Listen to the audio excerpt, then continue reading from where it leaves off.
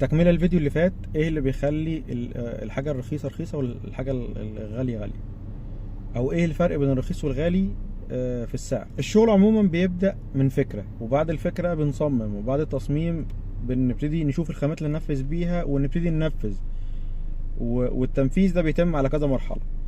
فالفكره انا ممكن استرخص في الفكره وممكن استرخص في التصميم. في ناس فاكر ان انا عايز اعمل تصميم مثلا تي في يونت، فانا خلاص التي في يونت هو التي في يونت. لا، انا ممكن اعمل في نفس المساحه بنفس الخامات اشكال لا حصر لها. يعني هعمل برين ستورمنج في التصميم ده على قد ما اقدر، وهطلع فيه افكار حلوه وهشوف افكار من هنا. انما السعر معايا مش ما فيهوش مكسب، فانا اول تصميم هيجي قدامي هحطه عادي. وانا بصمم كمان هحاول اوفر في الخامات، لان برضو وانا بصمم بيدخل معايا فكره توفير في الخامات دي كعامل اساسي، سواء حسب بادجت العميل او ان انا مكسبها قليل، فهنحاول نلم فيها الخامات. فانا هنا لسه بفكر في الخامات في حاله التصميم، مش في حاله التنفيذ. بقى في حاله التنفيذ هشتري خامات حسب المكسب، والخامات دي فيها اكسسوارات، فالاكسسوارات دي برضو في الغالي وفي الرخيص وفي انواع منها. يعني ممكن سحاب درج، في سحاب جنب او سايد تشانل، وفي اندر ماونتد شانل، وفي اللي هو التندم والميريفو بوكس اللي هي الحاجات اللي هي متطوره شويه، وفي حاجات اعلى من كده. انا هنا بتكلم على الخامات اللي هو انا لسه ببدا هنفذ، فكل ده بيتاخد في الاعتبار. وللعلم الخامه النظيفه بتحتاج ايد كويسه تتعامل معاها، لان لو جبت خامه كويسه او خامه محترمه واديتها لصنايعي اي كلام هيبوظها. هتشوف شغل من بعيد حلو، بس لما تقرب هتطلع فيه عيوب وديفوهات كتير. وهي دي بقى الصنعه، ان انا هدي الشغل ده لحد صنايعي كويس. انا لو جبت خامه معتدله او خامه متوسطه واديتها لصنايعي كويس، صنايعي شاطر، هيطلع لي شغل حلو جدا وهيعرف يداري عيوب الخامه. فانت لما تيجي تتفق معايا على شغل واحنا بنوصف الشغل، ممكن اعمل نفس اللي انت فاهمه ده كخامه وصنعه واكسسوار، ممكن اعمله باكس وممكن اعمله ب 10 اكس.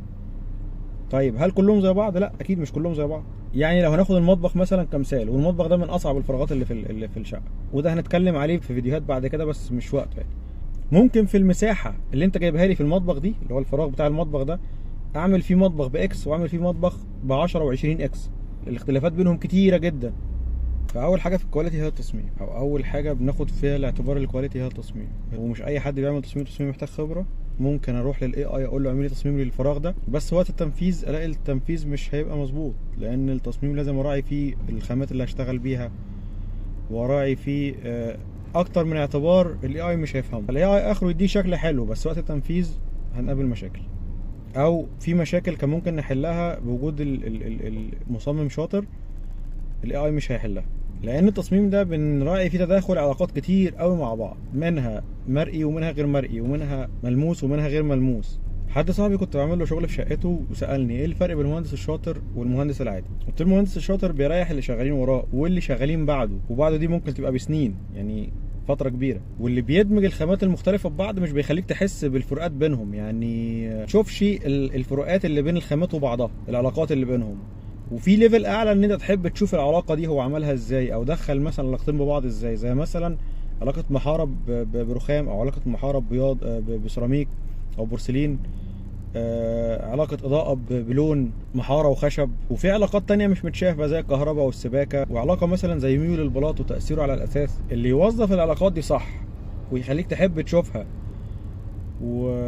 ويريح الناس اللي شغالين وراه على المدى البعيد، هو ده المهندس الشاطر. ننقل على حاجه اهم بقى، فين العيب؟ انت ممكن تكون متعايش مع العيب يوميا بس مش عارف المشكله فين لعدم خبره. لو انت مثلا سلم البيت مكسر وفجاه اتجدد، كان في مشكله هنا وما كنتش حاسس بيها وكنت متعايش معاها يوميا، بس لما حصل التجديد حسيت بالفرق. انت في مشكله بس انت مش عارف المشكله فين. فانت ممكن تبقى متعايش مع المشكله او متعايش مع الكواليتي القليل ده لفتره من حياتك وانت مش فاهم اصلا الغلطه فين، لان انت زي ما قلنا مش فاهم المجال ده. ودي حاجه بنشوفها لما ندخل كلنا اماكن متشطبه صح او مصروف عليها، او اللي اشتغل فيها ناس بتفهم ومهتمين بالتفاصيل. فانت هنا مش بيكون عندك الخيارين، خيار ان انا ابدل او اغير. نفذت الحاجه بتتنفذ مره واحده. زي مثلا لما انزل اشتري تي شيرت، فاخترت اللون ازرق، خلاص هو ده اللون اللي هيمشي معاك، مش هينفع الون فيه تاني. اخترته اكس ما ينفعش ارجعه حتى لو صغير عليك. مش هينفع اكبر واصغر فيه. اخترت ليكرا ما ينفعش اشتري قطن. فاوبشن الفيتنج روم ده مش موجود، ان انا بدخل اقلع والبس واغير، ده مش موجود. في حاجات كمان مش موجود فيها ان انا اختار بين الخامات وهي قدامي، انا بنفذ بعد ما اتفق. فالتصميم ممكن اعمل تصميم باكس برضو، ممكن اعمل تصميم ب10 اكس، وممكن اعمل تصميم ب100. والمصمم لازم يكون فاهم خامات، ودي بتوفر كتير. والاهم من كده ان هو يكون فاهم مقاسات، ودي بتوفر اكتر، وبتساعد اللي بيشتغلوا وراه ان هم يطلعوا شغل صح، لان اللي بينفذ ده صنايعي مش كمبيوتر او روبوت. فانا وانا بصمم بحاول اسهل له التنفيذ بالتصميم. وبنشوف تصميمات لمهندسين ما ينفعش تتنفذ، وبنشوف تصميمات تنفيذها صعب جدا لدرجه ان تحت اي وضع هيطلع معايا ديفوهات في التنفيذ. فمهمه المهندس بعد التصميم وفهمه الخامات والمقاسات ان هو يصمم صح، ويتابع التنفيذ لحد ما يتسلم زي ما هو رسمه، ويحل مع الصناعي بقى مشاكل التنفيذ فيما يخدم التصميم، لان وقت التنفيذ بيكون في حاجات كتير قوي غير متاخده بعين الاعتبار. الصناعي هنا ممكن او اللي بينفذ هنا ممكن يعالجها بطريقه ما تخدمش التصميم. فالمفروض المهندس يكون موجود وقت التنفيذ عشان يعالج المشاكل اللي بتحصل بما يخدم التصميم. ومن الحاجات المهمه الخامات والصنعه، ودول ما بيقولوش اهميه عن التصميم. فزي ما قلنا لو اشتريت خامات محترمه واديتها لصنايعي كويس هتاخد عظمه، لو اشتريت خامات تعبانه واديتها لصنايعي كويس هتاخد شغل كويس، لو اشتريت خامات كويسه قوي واديتها لحد مش فاهم في الشغل هيطلع شغل شكله من بعيد حلو، بس لما تقرب هتلاقي مليان ديفوهات وفي حاجات كتير هتبقى ناقصه، فالشغل مش هيطلع كويس. الفكره هنا ان انت هتدفع 10% زياده وهتاخد بيهم راحه بال وكواليتي وراحه بعد كده وسنه قليله، ولو مرتب حاجه على الشغل اللي انت عامله ده هتترتب صح، واللي هيجي ينفذ بعد كده هيبقى مرتاح ومش هيطلع اخطاء بقى. لان اوقات كتير بننفذ شغل على شغل بيبقى الغلط بتاعنا مش غلطنا احنا، غلط البند اللي قبل كده، لان اوقات كتير اللي بيجي ينفذ البند بيطلع له اخطاء من البند اللي قبله. الخامات فيها الغالي وفيها الرخيص، دي هنعمل لها فيديو تاني.